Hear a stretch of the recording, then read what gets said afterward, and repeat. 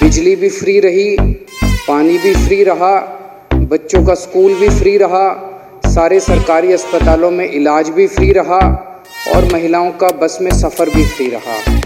और आने वाले साल में जब बजट प्रस्तुत किया गया है, उस बजट में भी बिजली भी फ्री है, पानी भी फ्री है, स्कूल भी फ्री है, अस्पताल भी फ्री है और बसों में महिलाओं का सफ़र भी फ्री है। इतनी देशभक्ति की बात के ऊपर राजनीति नहीं होनी चाहिए। देश हमारा सबका है, भारत हमारा सबका है, चाहे कोई बीजेपी से हो, चाहे कांग्रेस से हो, चाहे आम आदमी पार्टी से हो, चाहे इस पार्टी से हो, चाहे उस पार्टी से हो, देश तो हमारा सबका है। केंद्र सरकार ने जब जब अच्छे काम किए, जब उन्होंने योगा का कार्यक्रम अनाउंस किया, मैं खुद अपनी चटाई लेके इंडिया गेट गया था योगा करने के लिए, सारे होता है। तो मेरे को समझ नहीं आया कि जब हमने कहा हम पूरे दिल्ली के अंदर तिरंगे फहराएंगे, तो भारतीय जनता पार्टी वालों ने इसका विरोध क्यों किया, कांग्रेस वालों ने इसका विरोध क्यों किया। कहते तिरंगे नहीं होने चाहिए, क्यों नहीं होने चाहिए, तिरंगे होने चाहिए। अब माननीय मुख्यमंत्री श्री अरविंद केजरीवाल जी।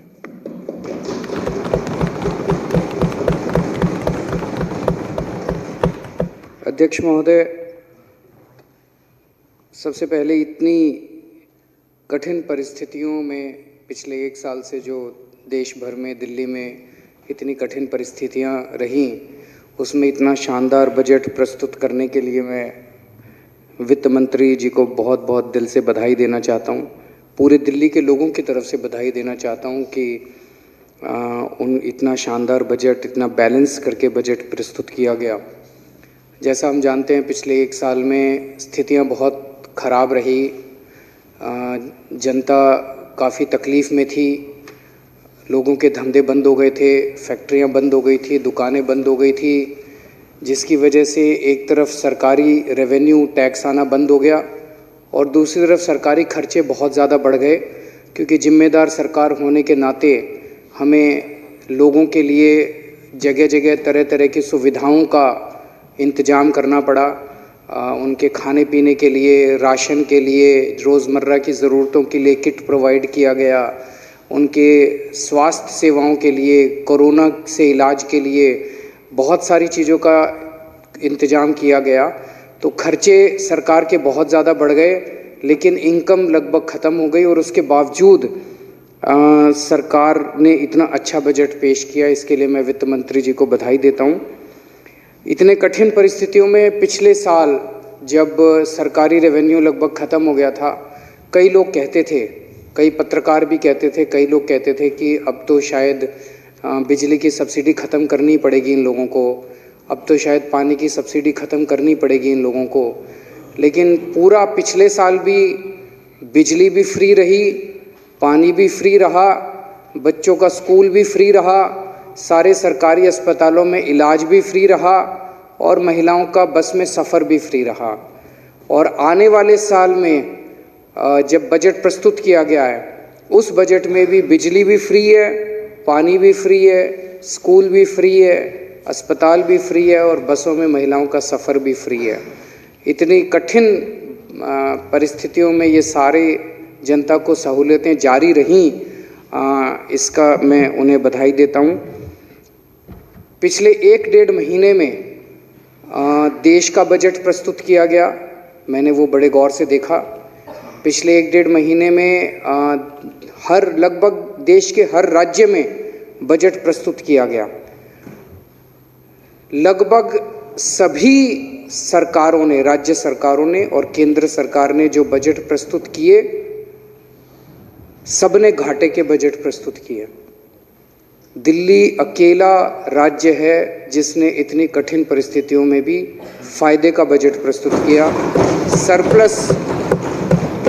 सरप्लस बजट प्रस्तुत किया, घाटे का बजट प्रस्तुत नहीं किया। ये भी अपने एक बहुत बड़ी बात है।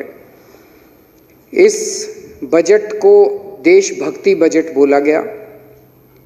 आज हमारा देश आज़ादी के 75 साल मना रहा है, बड़ी धूमधाम से मना रहा है और इस 75वें साल में इस बजट के ज़रिए पूरी कोशिश की गई है कि अगले एक साल दिल्ली के कण कण के अंदर देशभक्ति की भावना होगी, हर जगह देशभक्ति की भावना होगी और कई सारे कार्यक्रमों के आयोजन और कई सारे नई नई चीज़ें शुरू की जाएंगी। इस दौरान स्कूलों के अंदर देशभक्ति पाठ्यक्रम शुरू किया जाएगा। ये पहली बार हो रहा है। अन्य कई देशों में होता है कि बच्चों को बचपन से अपने देश के प्रति कूट कूट कर देशभक्ति भरने का काम अन्य कई देशों में किया जाता है। हमारे देश के अंदर हमारे पाठ्यक्रम में मैं समझता हूँ ये एक कमी थी, जो इस वर्ष से दिल्ली राज्य में ये कमी पूरी की जाएगी और बच्चों के अंदर देशभक्ति की भावना भरी जाएगी। इसी बजट में कहा गया कि हम दिल्ली में जगह जगह 500 जगह हम लोग बड़े बड़े तिरंगे लगाएंगे, तिरंगे फहराएंगे। सरकार बड़े बड़े तिरंगे फहराएगी। ये बहुत ही शानदार कदम है। जब भी हम तिरंगा देखते हैं तो हमारा मन देशभक्ति से ओतप्रोत हो जाता है। जब भी हम तिरंगा देखते हैं तो अंदर खुद ब खुद मन बोल उठता है, भारत माता की जय। जब भी हम तिरंगा देखते हैं तो हमें अपनी भारत माता की याद आती है और बॉर्डर में लड़ते हुए सैनिक जो हमारे लिए शहीद हो रहे हैं उनकी तस्वीर हमारे सामने आ जाती है। ये बहुत ही अच्छा कदम है कि पूरे दिल्ली के अंदर जगह जगह जब तिरंगे लगाए जाएंगे और रोज़ सुबह जब कोई अपने घर से निकलेगा, दफ्तर जाएगा, रास्ते में उसे जगह जगह तिरंगे दिखाई देंगे और उसका मन देशभक्ति से भर जाएगा, उसका मन फ्रेश हो जाएगा। मुझे ये समझ नहीं आ रहा कि जब से ये ऐलान किया गया है तब से भारतीय जनता पार्टी और कांग्रेस के लोग इसका विरोध क्यों कर रहे हैं। इसमें विरोध करने वाली क्या बात है? अच्छा कदम है, साथ देना चाहिए, तारीफ करनी चाहिए। अध्यक्ष महोदय,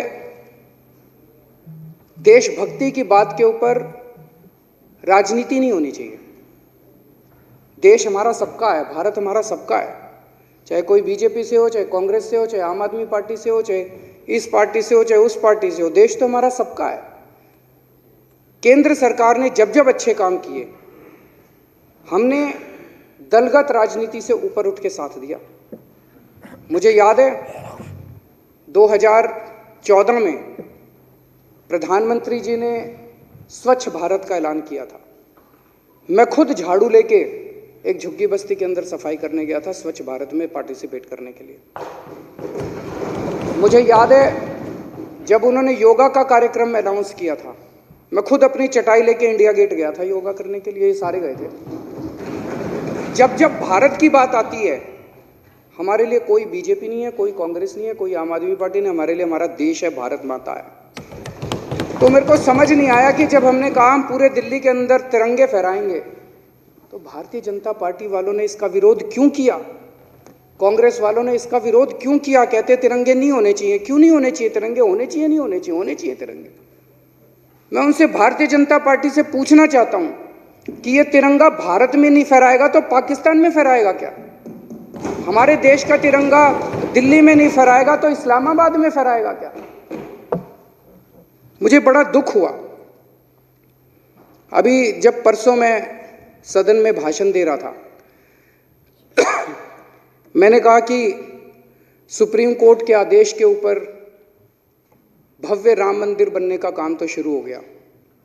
जब ये मंदिर बन जाएगा तो हम अपने दिल्ली के सभी बुजुर्गों को फ्री में राम लल्ला के दर्शन करा के लाएंगे, हम राम मंदिर के दर्शन करा के लाएंगे अयोध्या के। जब से मैंने ये ऐलान किया, ये बीजेपी और कांग्रेस वाले विरोध कर रहे हैं इसका। क्यों विरोध कर रहे हैं इसका? मेरे को तो समझ नहीं आता। मैं पूछना चाहता हूं कि क्या अपने बुजुर्गों को राम मंदिर के दर्शन कराना पाप है? क्या अपने बुजुर्गों को अयोध्या ले जाके रामलला के दर्शन कराना, क्या ये गलत बात है? ये तो अच्छी बात है, पुण्य की बात है। क्यों विरोध कर रहे हैं वो इसका? मुझे बिल्कुल समझ नहीं आता कि वो इस बात का क्यों, हर चीज में राजनीति, हर चीज में राजनीति। कभी देश के बारे में सोच लिया करो।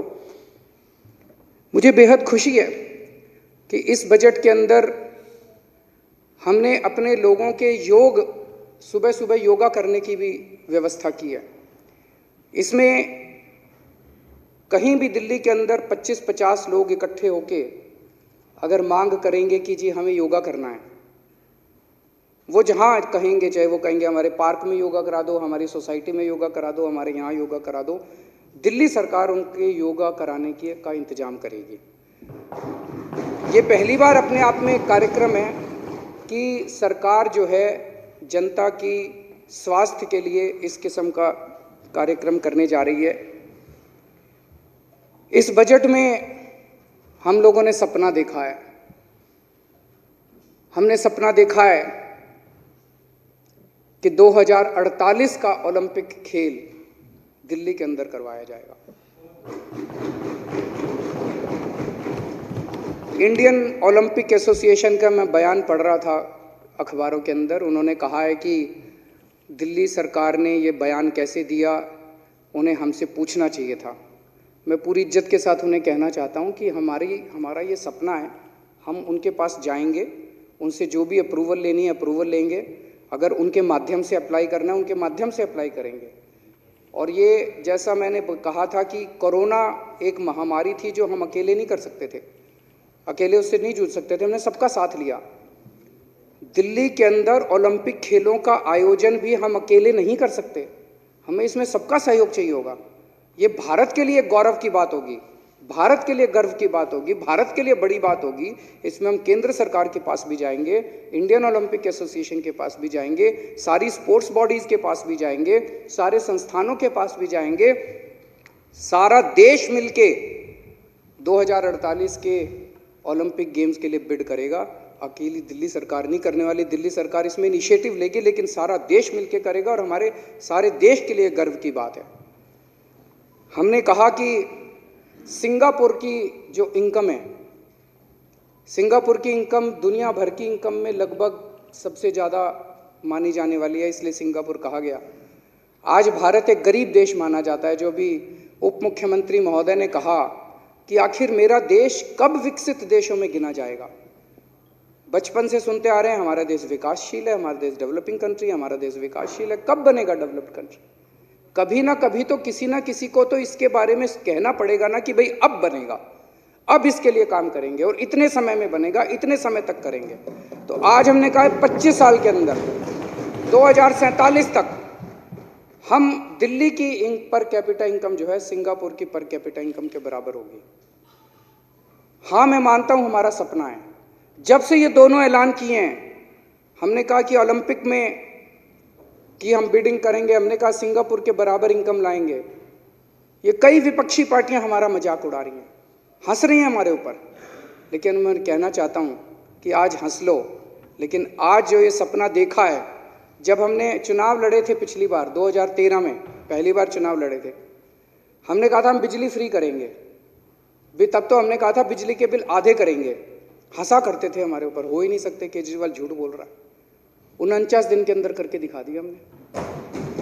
हमने कहा था सरकारी स्कूल अच्छे करेंगे, ये कहते थे हो ही नहीं सकते सरकारी स्कूल अच्छे, 5 साल में करके दिखा दिए। हमने कहा था सरकारी अस्पताल अच्छे करेंगे, कहते थे हो ही नहीं सकते, हमने करके दिखा दिए। आज हम कह रहे हैं कि 2048 का दिल्ली के अंदर ओलंपिक खेल होगा। ये मजाक उड़ा रहे हैं, करके दिखाएंगे। ये देश करके दिखाएगा। इस देश पे भरोसा रखो, देश के लोगों पे भरोसा रखो। आज हम कह रहे हैं कि 2047 तक 100 साल हो जाएंगे आज़ादी के, 25 साल बचे हैं। 25 साल के अंदर ये देश, हमारा देश विकसित होगा। हाँ, हमने सपना देखा है और इस देश के लोग इस सपने को पूरा करके दिखाएंगे।